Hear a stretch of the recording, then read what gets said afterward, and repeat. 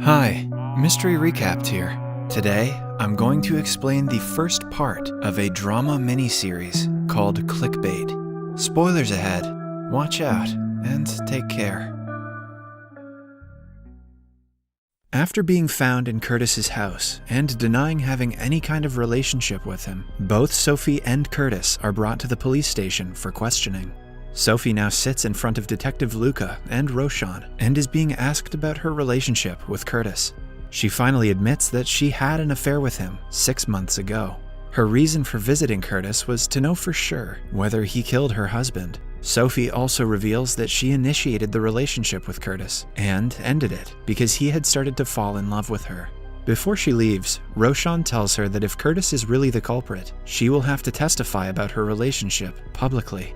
Sophie then returns home to Paya, who informs her that Nick's workplace has organized a memorial for him the following day. The next morning, everyone is in the living room when Ethan sees the video of Curtis being arrested. Sophie tries to stop them from watching it, but Paya insists they do. Ethan recognizes Curtis as his school teacher, but is confused why he would be arrested. Paya realizes that Curtis's arrest has something to do with Sophie. She takes her aside and asks her if she was at the police station last night. It is finally revealed to Paya that Curtis and Sophie were having an affair. An enraged Paya reminds Sophie that if Curtis is the one who killed Nick, it will all be her fault. As Paya barges out of the room, we see Ethan has been listening to their conversation all along. Without saying anything, he takes his skateboard and goes out, in spite of Sophie asking him to stay home. She goes out to look for him, but is mobbed by the reporters again. She somehow manages to get past them and goes to the park he usually skateboards in.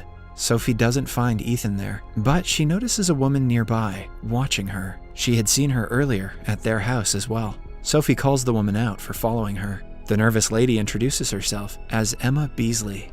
To Sophie's disbelief, she claims to have been dating Nick before his death. Emma explains that she is from LA, where Nick used to travel frequently. They met on a dating app called Too Smitten, where Nick went by the name Danny Walters. Sophie doesn't buy into the woman's bullshit at first, but begins to believe her when she mentions they started talking in March, around the time Nick found out about Sophie cheating on him. She curses at Emma, gets inside her car, and breaks down crying.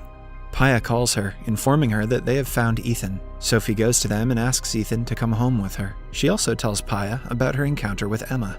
Paya looks for the Too Smitten app on her phone and finds a deactivated profile by the name Danny Walters. She assures Sophie that she will find out if Emma's story is true. Then, Paya contacts her computer genius friend, Vince, and asks him to find out about Danny Walters. Later, the TV shows the news of Curtis being arrested. People start to conspire about Curtis's relationship with Sophie, and rumors about their affair start going around. Sophie asks her family to turn the TV off and leave for Nick's workplace for the memorial. There, Sophie is approached by one of Nick's students, Jenny, who vaguely tells her that Nick was close to a girl on the basketball team before Matt intervenes and takes Sophie away. The memorial starts, and Matt gives a speech. Sophie gets overwhelmed and walks out. On her way out, a woman insults her, resulting in Sophie throwing a glass of water in her face. She immediately regrets it and cries as the others escort her out.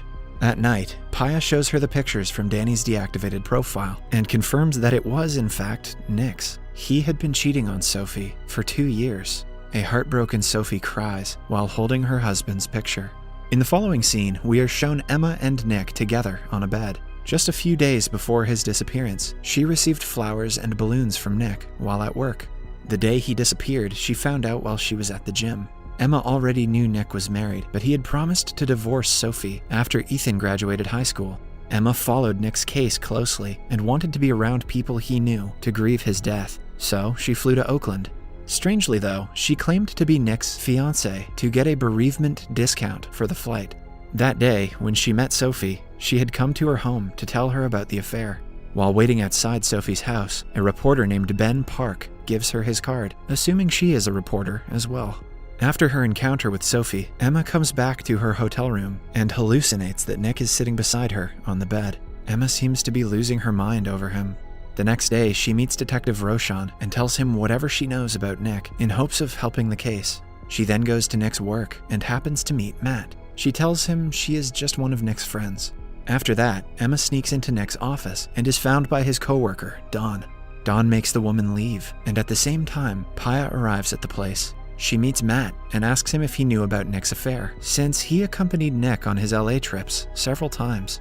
However, Matt seems to know nothing about the matter. Meanwhile, at home, Sophie is looking at casket options for Nick when she gets a message from an unknown number calling her names. Soon, she begins receiving several such messages. Someone had leaked her phone number and credit card details online. Then, Paya goes to meet Emma in her hotel room. Emma is surprised but happy to see Nick's sister. Paya asks her if whatever she is saying is true. Instead of answering, Emma says that Nick told her about his and Paya's relationship. She knows that they went through some stuff together as kids that brought them closer than ever. Hearing this, Paya believes that Emma was, in fact, in contact with Nick. She gives Emma her number for any emergencies and leaves. At night, when everyone is at home, Sophie's mother Ruby and Nick's mother Andrea get into an argument after Andrea insults Sophie for cheating. The situation in the family is grim. At the same time, Emma receives a call from a man who threatens her to go back to LA as soon as possible, leaving Nick's family behind. Emma freaks out after the call and drives away from the hotel in her car. She calls Paya in panic and leaves her a voicemail. Soon she realizes that she is being followed. The car swerves, crashing her car off the road. Later, Emma is in the hospital, talking to Roshan about the encounter. Roshan now believes that Nick's murder has something to do with Emma, and the person who called her was probably the perpetrator. Paya arrives at the hospital and listens to Emma's story. When Paya and Roshan are alone, Roshan informs her that they have found 3 other dating profiles that were all Nick's. The pattern shows that he created profiles on different sites and talked to a different girl on each of them. Eventually, after they broke up, he deleted the profiles. Paya lays all of this information on Emma, thinking she deserves to know it. She also reveals that one of the girls Nick talked to is named Mandy Harrison, an artist based in LA. When Emma returns to LA, she looks for Mandy's socials and asks her to meet. The two talk to each other and find out that Nick had said the exact same thing to both of them, but Mandy had looked through his lies and broken up with him, while Emma believed him. Mandy had also made a painting of Nick, which Emma buys from her. She feels betrayed by Nick and burns the painting in frustration.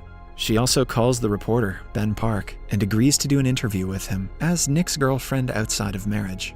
In the interview, she suggests that Nick abused her emotionally, so the things written on the cards might just be true.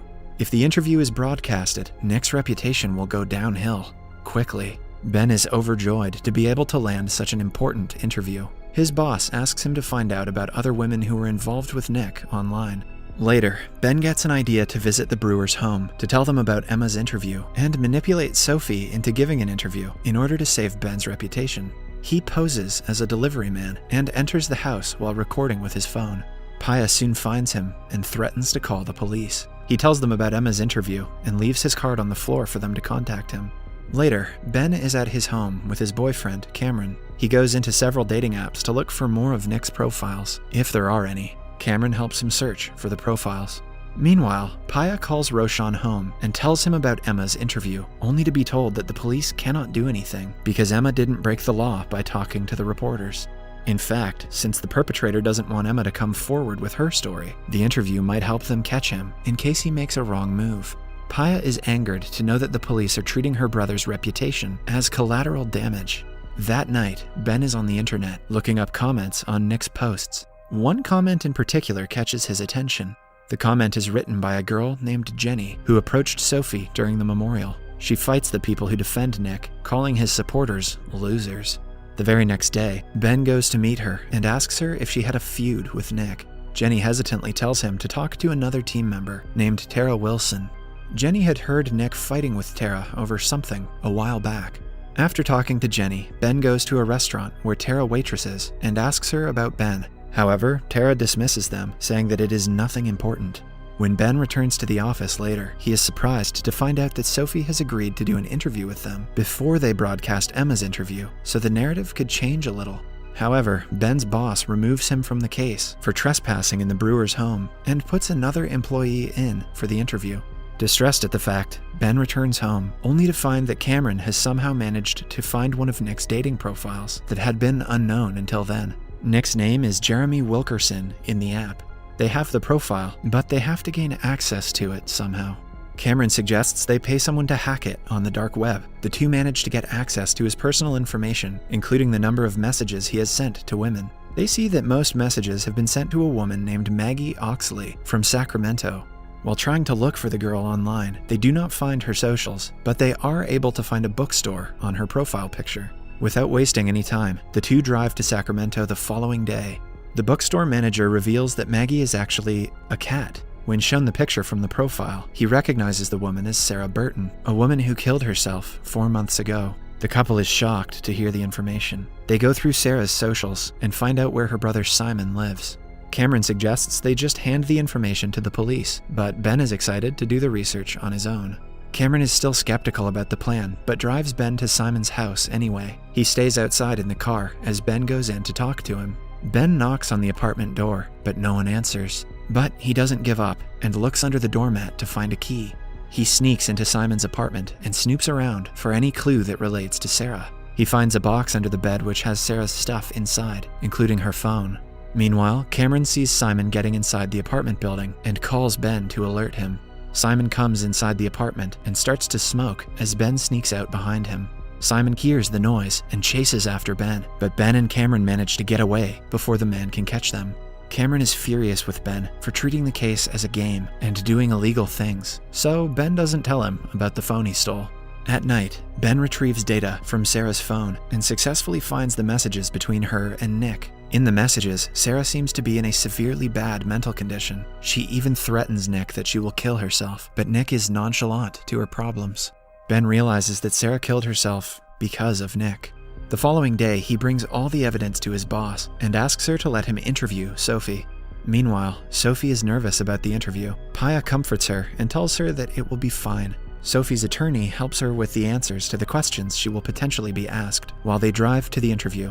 At the same time, Ben is also preparing for it. For the first few minutes, the interviews go as planned. Ben asks her several questions about her affair and Nick's character, and Sophie answers them all truthfully. Then, he mentions Sarah's death, which throws Sophie off guard. She claims that she doesn't know what he is talking about, but Ben shows her the final conversations between Nick and Sarah, which prompted Sarah to commit suicide. Sophie panics and walks out of the interview, giving the people more to talk about. Later, they are at home when the interview is aired on television. The last few messages between Nick and Sarah are even enacted as a phone call to make it seem more personal. The detectives are furious as to how they didn't know about Sarah. Sarah's brother Simon also watches the interview in anger. The scene then changes to 6 months earlier. Simon, who works for a tech company, sees his sister swooning over a man she is dating online. He asks her to be careful at first, but then approves of their relationship after seeing how happy the guy makes her. She had been suicidal for a very long time, but after talking to Jeremy, she has started doing the things she enjoys again. However, when Simon visits her some weeks later, she is in the worst mental condition she has ever been in. Simon asks her why she hasn't been to work for over a week, when she reveals that Jeremy is actually married to someone. She breaks down crying, saying that she doesn't want to live anymore, while Simon comforts her. A few days later, Simon is with his friend Daryl at work when he gets a call from Sarah. She cries hysterically while apologizing to him. Simon figures out something is terribly wrong and runs to her apartment, only to find her dead. Back in the present, Simon is at work when Detective Roshan visits him. Simon composes himself and greets the detective. Roshan asks him if Sarah revealed the nature of her relationship with Nick, but Simon lies and says she didn't. When asked where he was the day Nick was kidnapped, Simon tells him that he was fishing in the Russian River with his friend Daryl. Roshan asks for Daryl's number and leaves after.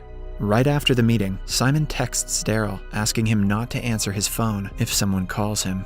At the same time, Roshan gets a call from Paya, who demands to know if he is doing something about the case. Roshan tells her he is in Sacramento to speak with Simon and hangs up.